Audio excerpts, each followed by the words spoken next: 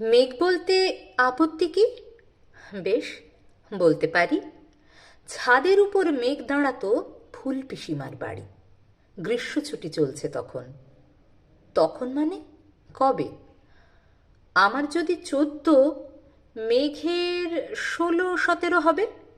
ছাদের থেকে হাতছানি দিত, ক্যারাম খেলবি, আয়। সারা দুপুর কাহা তো কার ক্যারাম খেলা যায়। সেই জন্যই জোত চুরি হয়।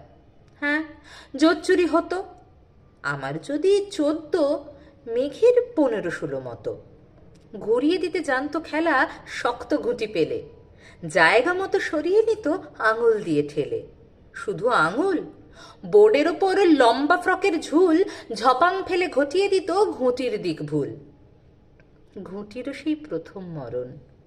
প্রথম মরা মানে বুঝবে শুধু তারাই যারা ক্যারাম খেলা জানে।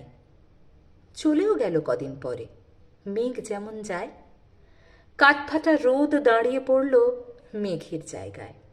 খেলা শেখাও, খেলা শেখাও, হা পিত্তেশ কাক। কলসিতে ঠোঁট ডুবিয়েছিল, জল তো পুড়ে খাক।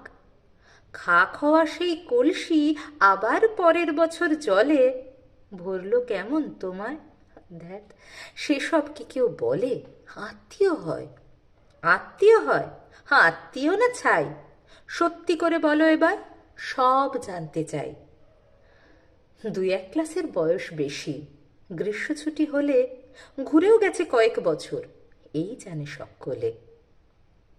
আজকে দগ্ধ গ্রীষ্ম আমার, তোমায় বলতে পারি।